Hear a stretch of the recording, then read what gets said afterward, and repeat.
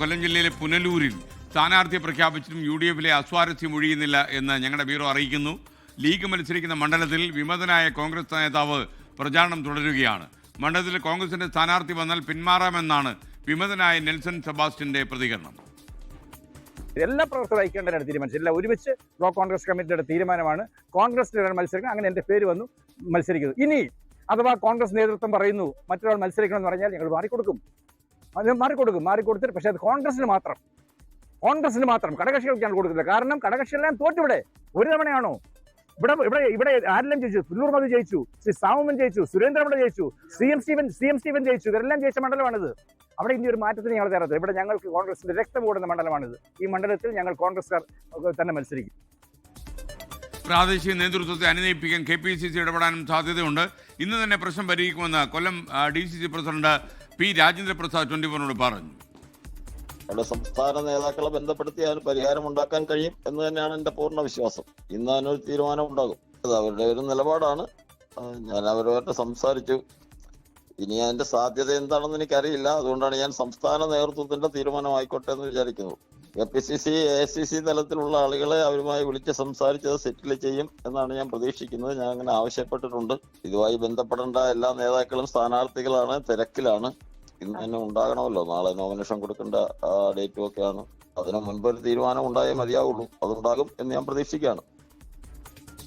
കൊല്ലത്ത് നിന്ന് സൂര്യഗായത്രി തത്സമയം ചേരുന്നു. ഗുഡ് മോർണിംഗ് സൂര്യഗായത്രി, പറയൂ.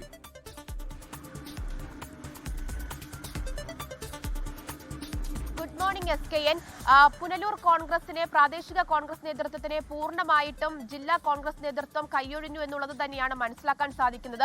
വലിയ തർക്കം പുനലൂരിൽ നിലനിൽക്കുന്നു എന്നുള്ളത് തന്നെയാണ്. തുടക്കത്തിൽ പുനലൂർ മാറി ചടയമംഗലം ലീഗ് ആവശ്യപ്പെട്ടിട്ടുണ്ടായിരുന്നു. ആ ഘട്ടത്തിൽ പുനലൂരിൽ മത്സരിക്കാൻ തയ്യാറെടുത്ത് നിൽക്കുകയായിരുന്നു പ്രാദേശിക കോൺഗ്രസ് നേതൃത്വം.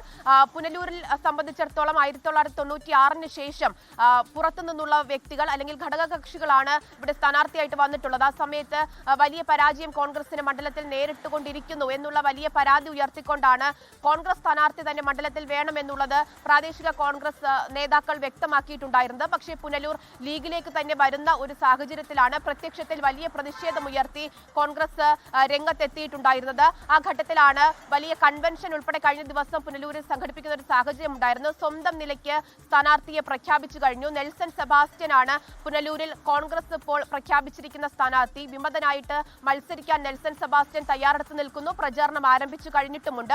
ആ ഘട്ടത്തിൽ ഇന്നലെ ലീഗ് സ്ഥാനാർത്ഥിയെയും പ്രഖ്യാപിച്ചു കഴിഞ്ഞു എന്നുള്ളതാണ്. നൌഷാദ് യൂനുസ് തന്റെ പ്രചാരണം ആരംഭിക്കാൻ തയ്യാറെടുത്ത് കഴിഞ്ഞു. മണ്ഡലത്തിലേക്ക് ഉടൻ തന്നെ പോകും.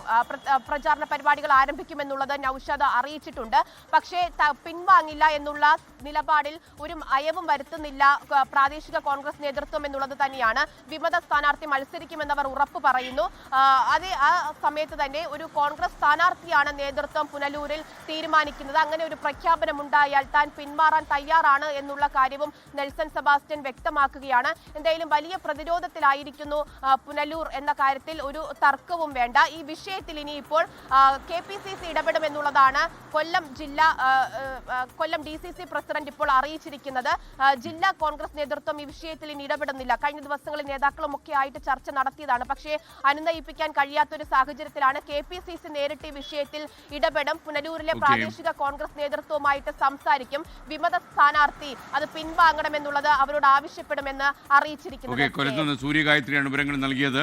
ലോകത്തെവിടെയായാലും ഏത് സമയത്തും 24 വാർത്തകളും ഓഗ്മെന്റഡ് റിയാലിറ്റി പാക്കേജുകളും എക്സ്പ്ലെയിനറുകളും വിശദമായി കാണാൻ ഞങ്ങളുടെ YouTube ചാനൽ നിങ്ങൾക്ക് സബ്സ്ക്രൈബ് ചെയ്യാം.